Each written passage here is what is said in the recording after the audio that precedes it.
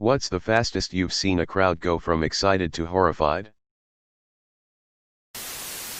During a Buffalo Sabres game, Clint Malarkuk took an ice skate to the neck. https://www.youtube.com/watch v=drwa4smbo4, severing his carotid artery and partially cutting his jugular vein. He almost bled out on the ice. The sight was so horrifying 2 fans had heart attacks and 11 others fainted. Numerous fans vomited at the sight of all the blood. Malarkuk thought he was going to die on the ice, so his only thought was getting off the ice so his mom didn't have to watch him die on TV. He asked for a priest and had the equipment manager call his mom to tell her he loved her. The only reason he didn't die is the Sabres athletic trainer was a combat medic in Vietnam. My parents were at the game and said that most of the fans assumed the worst and that seeing the ice turn red was one of the more horrifying things they'd seen in person. I was at a Russell Peters stand-up show in a large theater. He starts some banter with the guy in the first row who had a huge tattoo on his arm saying Skyla, or similar name. He asks all about Skyla. It's the guy's daughter. He starts making jokes about daughters, some sexual innuendos, etc., and then asks how old Skyla is. The guy in the audience goes, "She passed away." It was pure crickets after that. I was at a Bo Burnham show he was recording for hit Netflix special, but unfortunately this part didn't make the cut. He was cracking jokes as usual, then asked everyone in the audience to crack their knuckles on the count of 3. It was the most horrifying evil sound any of us had ever heard. Fuck, that gave me a good belly laugh. Wish it had made the final cut. R. Bud Dwyer's press conference that turned into a filmed suicide. We had a local TV anchor in Florida named Christine Chubbuck say, in keeping with Channel 40's policy of bringing you the latest in blood and guts and in living color, you are going to see another first, an attempted suicide. And shoot herself in the head. Circa 1974.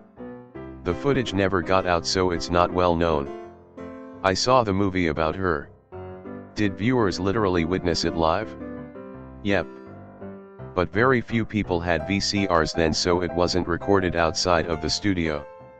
Maybe a stupid question. But did she actually die? Or did she somehow live through it? I was at a 4th of July fireworks show in Ft. Walton, Destin, Florida.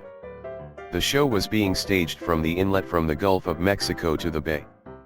People were watching it from the other side of the inlet, the Highway 98 bridge, and from their boats on the water. The first salvo launched, but one of the shells exploded either in the launch tube or just above and ignited the rest of the show on the ground. Some launched a little bit before exploding. What was supposed to be a 30 to 40 minute show lasted 1 to 2 minutes. As the first shells blew up, I could see the silhouette of the technicians as they ran, like a stop-motion movie. The technicians were cool as hell since none of them were looking back at the explosions. I never realized how big the bursts were until I saw them going off on the ground. Everybody was trying to get away. We were being hit by pieces of fireworks. They weren't just landing on everybody. They were hitting us. My dad started the boat, but realized we couldn't move. A lot of kids were watching the show while they floated in the water. We were yelling at the other boats to stop because of the kids in the water. Fortunately, enough people heard/listened or realized what the problem now was that they stopped and locked everybody in place. Nobody was seriously hurt or killed, only a few techs were treated for minor burns. On that day, those techs outran Usain Bolt on the beach, wearing safety gear. The technicians were cool as hell since none of them were looking back at the explosions. I just about lost it here. You have a way with making a disaster story funny. An American comedian in the Republic of Ireland saying how happy he was to be in the United Kingdom. Similarly, a Canadian band hollering "We love England" at the beginning of their set in Glasgow. Yikes. along with an entire beachfront of about 80 plus people. Watched a boat back up and chop a lady up into pieces. It was bad.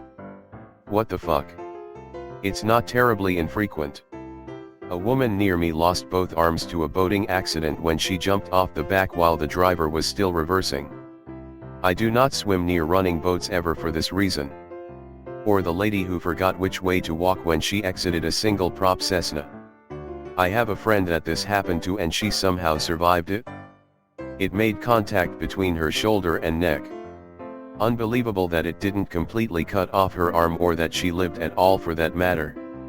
It's crazy to think of now because she has minimal scarring as far as what you can see with clothes on and she has total use of the arm. She's a lovely person though. So we are all pretty pleased that she's still around kicking ass as usual. Woodstock 99. Everyone was super cool and chill and all of a sudden it felt like the winds shifted. It was palpable. Like you could cut the air, it was so heavy. Got a super bad vibe, so we packed up immediately and left. By the time we got to the first gas station, reports of fire and rioting started. I wonder why we get those feelings like that. Like we get feelings where we can tell something is wrong or something bad's gonna happen. Human brains are insanely good pattern recognizers. So good that we can recognize and take cues from things we don't consciously perceive. The book The Gift of Fear breaks this down really well and explains some of what we pick up on that gives us a gut feeling when something is off, even if we can't identify it in the moment. Great read. I recommend this book to everyone. And the sequel, Protecting the Gift, to anyone with children. I was brought to corrida once and the matador got his leg impaled by the bull while he was trying to get over a fence. The crowd started screaming and booing the bull like it was a foul move. I was like, LMAO, the dude fucking stabbed it, what was it supposed to do? Recite poetry? The bull must have been so disappointed to have the crowd turn on him in the middle of his long, slow, agonizing slaughter. Are you not entertained? Last week at a BLM protest they were letting anyone come up and speak through a megaphone. This man got up and started talking about his newborn son and how he wanted to make sure we have a better world for him. He then started talking about love and unity and the guy essentially had the crowd eating out of the palm of his hand. Then he brought up Bill Cosby and how he was arrested on allegations and the crowd turned instantly. I remember watching a Twitter video Snoop Dogg posted where he defended Bill Cosby's innocence and talked it up as some type of racist conspiracy. I've sorta soured on the guy since then. Didn't help that he also referred to Gayle King as a doghead bitch in the same video. Went to see the Pokemon movie with my fellow group home residents as a treat.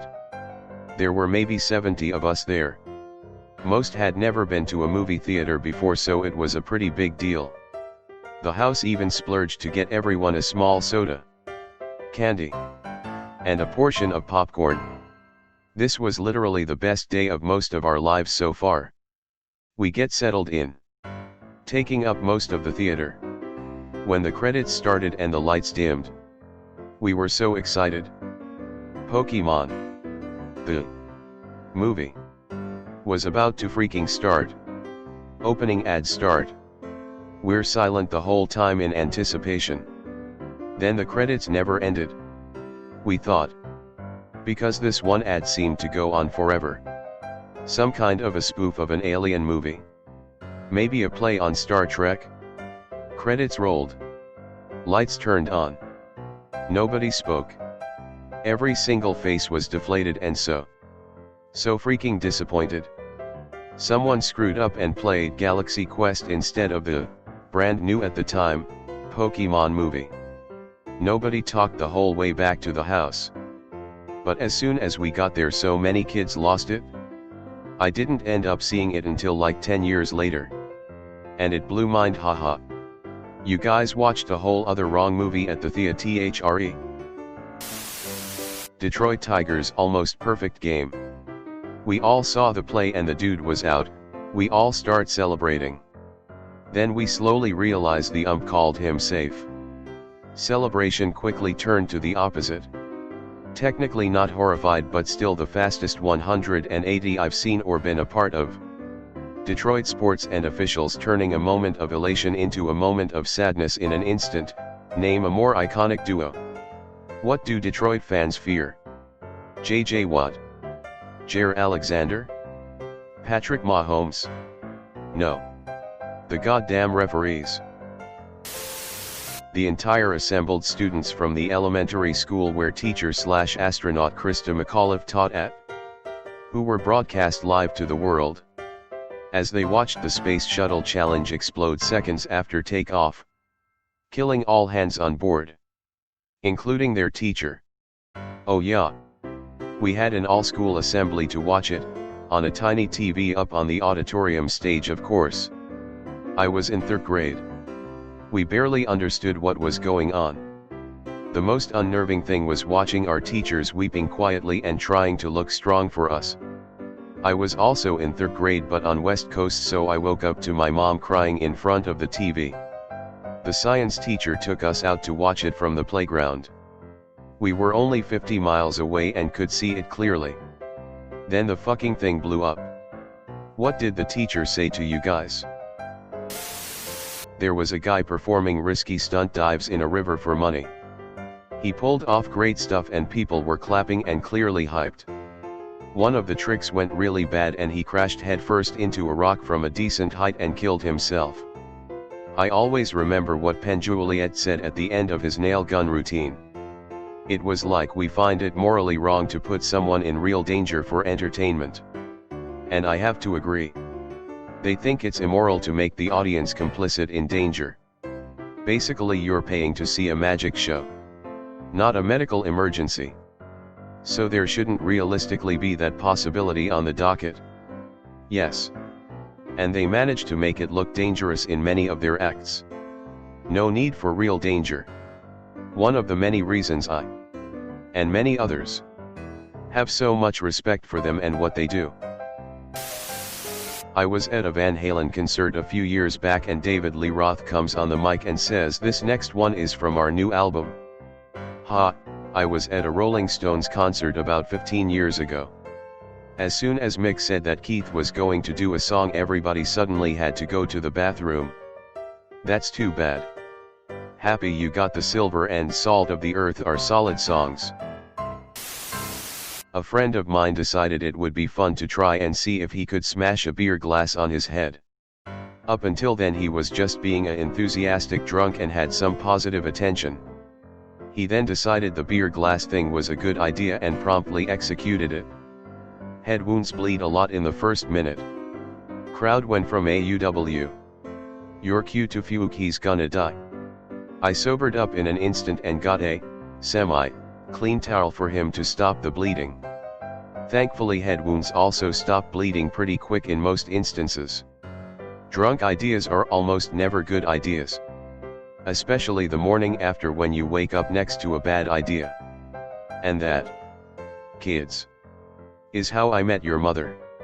She was too old to become a mother. Luckily. Monday Night Football. November 18th. 1985. Washington Redskins vs. the New York Giants. I was pretty young at the time, so being allowed to stay up late on a weekday was a rare occasion. During one of the plays, Joe Theismann was sacked by Lawrence Taylor and Harry Carson of the Giants. The entire stadium went silent as Theismann would end up suffering a compound fracture of the tibia and fibula. What I remember most vividly is that the broadcast kept replaying it over and over again and seeing shin snap at a 90-degree angle. It made me physically nauseous and had to walk out of the room. If I recall correctly, following the injury, broadcasting policies were changed so that constant replays like this would not be shown in the future. Edit. Surprised to see how memorable this was for others as well. As a budding Redskins fan at the time, I gained a huge amount of respect for Lawrence Taylor that day. I understand that injuries are a part of all sports. It's a level of risk that many are willing to take. It was the need to keep replaying it over and over again from every imaginable angle that made the impression. Thank you all for sharing your similar experiences. Seeing Alex Smith's leg injury live was just as bad. I literally screamed in horror when that happened.